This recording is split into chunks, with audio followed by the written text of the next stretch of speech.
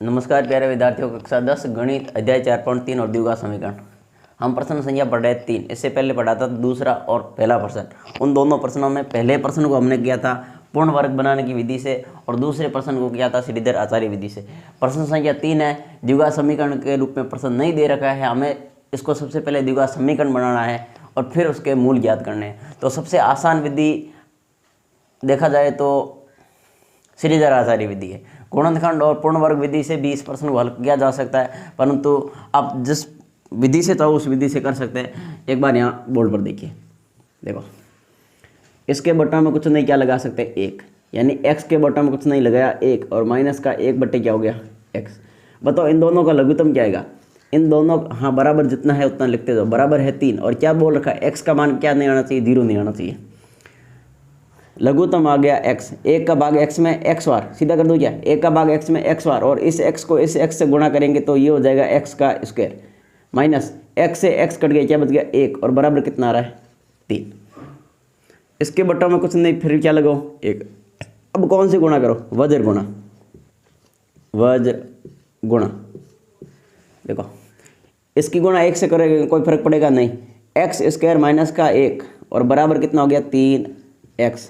इधर देखो पक्षांतरण करो, यानी x स्क्वायर, फिर ये जाएगा माइनस का 3x और माइनस का 1, क्रम से लिखेंगे, लिख लिया, और बराबर सारा इधर भेज दिया, बराबर क्या बचा है 0। ये आपकी क्या बन गई, द्विघात समीकरण बन गई। अब देखो अगर हम प्रश्न को किसे पूर्ण वर्ग बनाने की विधि से या उसको श्रीधर यानी कि द्विघाती सूत्र से हल कर रहे हैं, तो उसमें सबसे पहले अगर हम d याद कर ले तो हमारा प्रश्न थोड़ा सा आसान हो जाता है। तो हम सबसे पहले यहाँ पर क्या करेंगे, यहाँ पर लिखेंगे द्विघात समीकरण से तुलना करने पर, द्विघात समीकरण से तुलना करने पर, यानी व्यापक जो आपकी द्विघात समीकरण होती है ना, मूल रूप, यानी ax स्क्वायर प्लस का bx और प्लस का c और बराबर 0, इसमें से a b के मान लिखेंगे। यानी a का मान, यानी x स्क्वायर के गुणा में कुछ क्या है, कुछ भी नहीं तो 1 लिख सकते हैं, कोमा b का मान यानी x के गुणा में क्या है 3, यानी किसका, माइनस का 3, और कोमा c का मान कितना है माइनस का 1, माइनस का 1, ये हो गया। अब क्या करेंगे, अब करेंगे d ज्ञात, यानी विविक्तीकर हिंदी में बोलते हैं। डी ज्ञात करने के बाद हमारा प्रश्न थोड़ा सा आसान हो जाएगा। हम यहाँ पर करेंगे डी ज्ञात, डी बराबर सूत्र क्या होता है, बी स्क्वायर माइनस का 4ac। अब देखो बी का मान कितना, माइनस का 3, इसका क्या कर दिया वर्ग, माइनस 4, ए का मान कितना, गुणा में लगा लो सारे, ए का मान है आपका 1, गुणा सी का मान कितना, सी का मान भी आपका कितना 1, ये माइनस का 1 लिखना है, माइनस का 1, भले कोष्टक में लिख लो कोई फर्क नहीं पड़ेगा। ये हो गया 9, और ये माइनस माइनस प्लस, और 4 एकम 4, तो ये आपका टोटल मान कितना हो गया 13। अब देखो आप इसको ऐसा भी लिख सकते हो, डी का मान 0 से बड़ा या छोटा, बड़ा, यानी डी का मान 0 से क्या है बड़ा। इसको ऐसे भी लिख सकते हो, या आप इसको ऐसे भी लिख सकते हो, बी स्क्वायर माइनस का 4ac, इसका मान किससे बड़ा है, 0 से बड़ा है। तो हम क्या लिखेंगे, अतः मूल कैसे बताओ, अतः मूल वास्तविक व असमान है।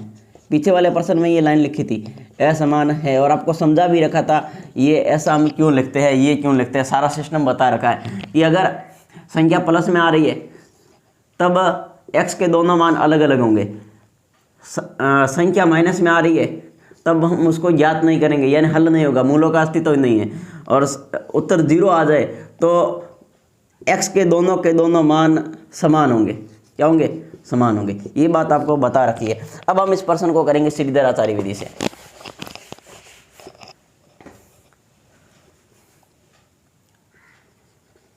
श्रीधर, पिछले साल की जो बुक थी उसमें ये नाम लिखा था श्रीधर आचार्य विधि, और इस साल की किताब है उसमें आपका नाम लिख रखा है द्विघाती सूत्र, द्विघाती सूत्र द्वारा। सूत्र क्या होता है, x बराबर माइनस का b प्लस माइनस अंडर के अंदर बी स्क्वायर माइनस का 4ac और पूरे के बट्टों में आएगा 2a। इधर देखो माइनस का माइनस, b का मान कितना है, b का मान है माइनस का 3, तो कोष्टक बना के लिखेंगे माइनस का 3 प्लस माइनस अंडर के अंदर। अब देखो इसको बार बार हल नहीं करेंगे, जब हम d ज्ञात कर लेते तो हमारा काम यहाँ पे आसान हो जाता है। क्या कि अब इसको ज्ञात नहीं करेंगे, इसको ज्ञात कर रखा है, मान कितना है 13, ये सीधा का सीधा 13 हम यहाँ लिख देंगे, लिख दिया। बट्टे में 2 का 2, a का मान कितना है, a का मान यहाँ से a का मान है 1, यानी कि ये माइनस माइनस गुणा करोगे प्लस का 3 प्लस माइनस अंडर के अंदर देखो 13 का वर्गमूल बाहर निकल रहा है क्या, नहीं निकल रहा है, तो इसको सीधा लिख दो और बट्टे कितने हो गए 2 एकम 2। अब देखो अंडर से संख्या बाहर निकल रही हो तो बाहर निकालो, नहीं निकल रही तो कोई दिक्कत नहीं। एक तरह से देखा जाए तो ये आंसर आ गया है। अब अलग अलग लिखना चाहो तो इसको अलग अलग लिख लो, क्योंकि इसमें एक उत्तर प्लस का है, एक इसका है माइनस का है। हम ऐसा सीधा ही लिख दें कि धनात्मक चिन्ह लेने पर, धनात्मक चिन्ह लेने पर, और एक साइड लिख लेंगे हम ऋणात्मक चिन्ह लेने पर, यानी प्लस और माइनस। 3 धनात्मक लिखा ना, यहाँ प्लस का चिन्ह ले लो, माइनस का छोड़ दो, बट्टे कितने 2, ये कट नहीं रहा, सीधा ये आंसर के रूप में लिख देंगे। और दूसरा क्या लिखोगे 3 प्लस का छोड़ दो, माइनस का लिख दो, बट्टे कितने 2, ये भी आंसर के रूप में हो गया। उतारो ऐसे।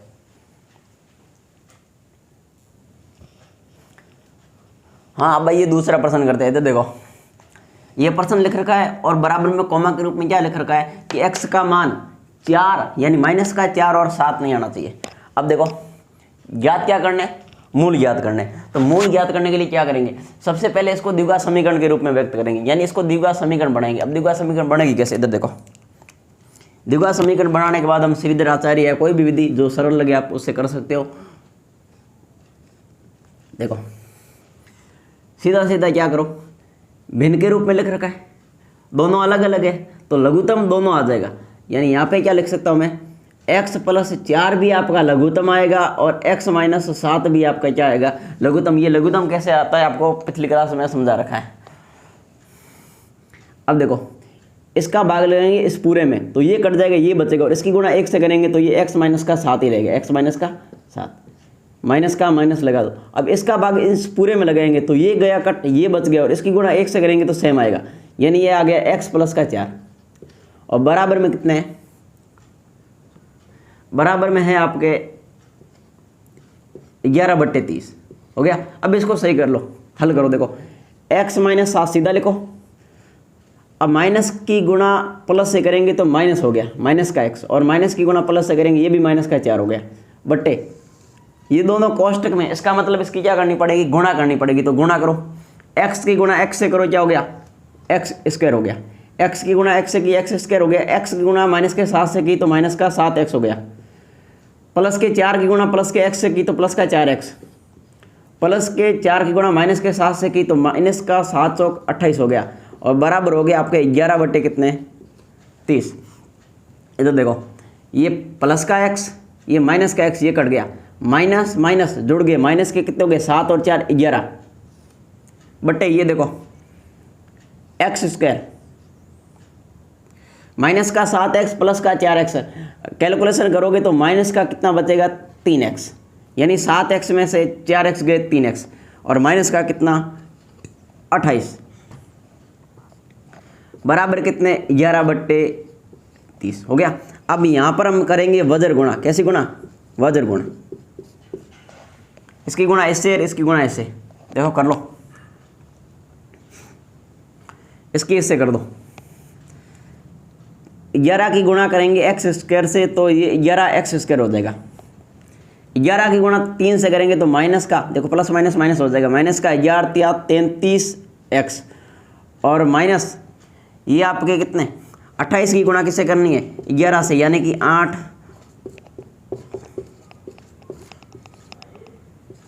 यानी ये कितना हो गया 308, ये हो गया आपका 308, और बराबर इसकी गुणा इससे कर दो, यानी 11×33 330 किसके माइनस के। अब देखो इसका पक्षांतरण करो, सही कैलकुलेशन करो। इधर देखो ये 11x² माइनस का 33x माइनस के 308, ये माइनस के 330 इधर आएंगे तो प्लस के 330 हो गए। अब इसका और कैलकुलेशन करो, देखो जोड़ घटाव करो। 11x² माइनस का 33x, और अब देखो ये 330 में से कितने घटाने, 308 घटाने, यानी कि 22 बचेंगे। कितने बचेंगे? 22 बचेंगे। किसके? प्लस के, क्योंकि 330 प्लस का है, तो प्लस के बच गए आपके 22, और बराबर में क्या बचा है? 0। क्या बचा है? 0। अब देखो, अब इसको और आगे हल कैसे करेंगे? देखो अगर द्विघात समीकरण हल हो रही, किसी पाड़े से कट रही है तो उसको काट दो, प्रश्न आसान हो जाएगा, नहीं तो आप सीधा भी कर सकते हो। इसको हम यहीं काट देते हैं। देखो इसमें भी 11 का भाग जाएगा, 11 एकम 11 यानी x²। ये कितनी बार गया? 3 बार। 11 तिया 33, और ये 11 दुआ 22, और बराबर 0। ये क्या बन गई आपकी द्विघात समीकरण। आप इस द्विघात समीकरण की तुलना व्यापक द्विघात समीकरण से करेंगे, फिर उसका डी ज्ञात करेंगे, और फिर उसको श्रीधर आचार्य विधि से आगे हल करेंगे। तो उसको देखो क्या लिखेंगे? व्यापक लिख दो या सीधा ही लिख दो, कुछ भी लिख सकते हो। व्यापक द्विघात समीकरण से तुलना करने पर ax² प्लस का bx और प्लस का c बराबर 0। देखो a का मान यहाँ से लिखेंगे, यानी x² गुणा में क्या? a, यानी यहाँ a कितना है? 1। b यानी x गुणा में b, यानी x गुणा में कितना? माइनस का 3, ऐसे लिखा जाता है। पीछे वाली क्लास में अच्छे ढंग से बता रखा है, इसलिए मैं इस प्रश्न को थोड़ा जल्दबाजी में करवा रहा हूँ। और c का मान यहाँ पे कितना? सीधा 2। अब ज्ञात क्या करना आपको? d ज्ञात करना। हम यहाँ इधर कर लेते हैं d।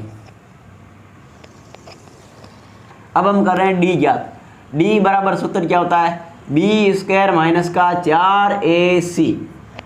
b कितना? माइनस का 3, माइनस का माइनस, 4 का 4, a कितना? a है आपका 1, गुणा में c कितना? c आपका 2। तो ये 3 का वर्ग करोगे 9 हो जाएगा, माइनस माइनस प्लस हो जाएगा, और ये माइनस बाकी सब जगह प्लस, तो गुणा करोगे माइनस ही रहेगा। 4 एकम 4 और 4 दुए 8, 9 में से 8 गया, बच गया 1। यानी d का मान जो आपका आया वो 0 से बड़ा है या छोटा? बड़ा है। इसको ऐसा भी लिख सकते हैं तो भी राइट है, आगे लिखने की जरूरत नहीं।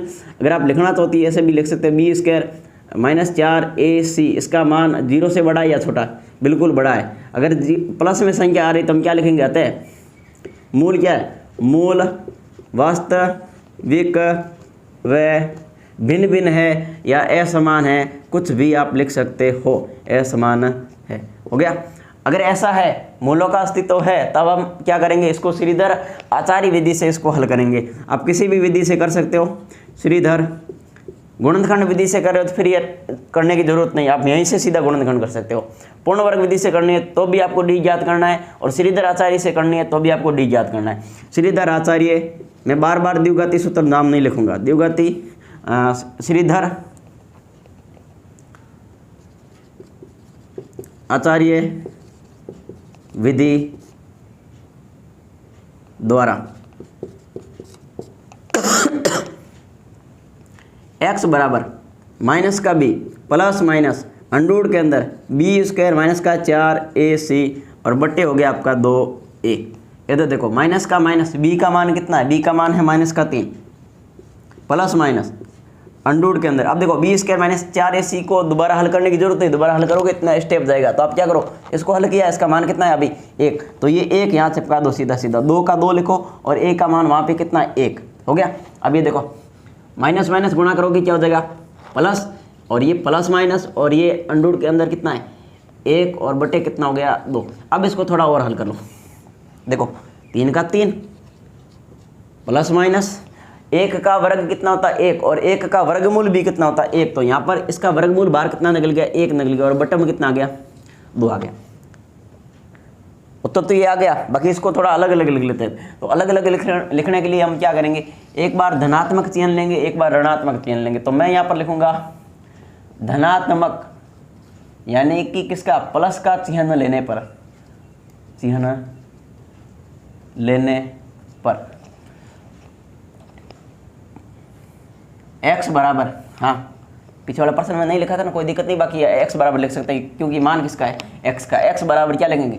3 प्लस, यानी माइनस को छोड़ दो प्लस लिख दो, और 1 और बटे कितने 2, तो इसको हल करो 3 रेख 4, 4 बटे कितने हो गए 2, तो इसको हल करोगे कितना आ गया 2, यानी x का मान कितना आ गया 2 आ गया। एक तो आपका आंसर ये आ गया। दूसरा क्या करेंगे, ऋणात्मक चिन्ह लेने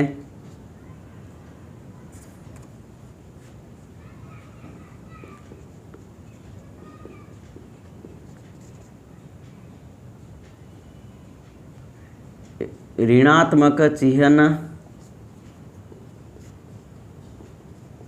लेने पर x बराबर 3, अब प्लस को छोड़ दो माइनस को लिख लो, 1 और बटे कितने 2, तो ये कितना हो गया 2 और 2 बटे 2, काटोगे कितना आ गया 1, यानी x का मान कितना आ गया 1। ये आपका आ गया दूसरा आंसर।